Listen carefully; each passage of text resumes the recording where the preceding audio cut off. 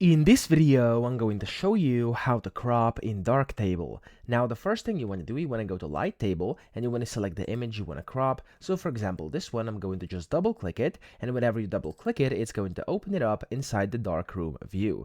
Now in here, you want to go to search modules by name or tag and just type in crop.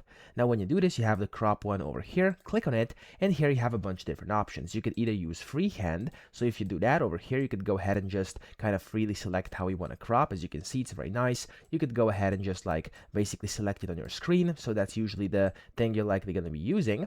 Or you could go ahead and of course use any of these options over here, so you have a bunch of different presets. Or you have this option as well, which is called margins, and you could go ahead and do this manually by just basically sliding these sliders over here and setting things that way. And of course you can get a crop going that way as well. Now whenever you're ready, whenever you basically want to apply this crop, you can simply again click on the crop module over here, or just double click anywhere outside your image and your crop is going to be applied. If I go back to Lighttable, you can also see that I've successfully done a crop. So that's how to do it. I hope this video helped you out. If it did, please subscribe to the channel and help me out as well.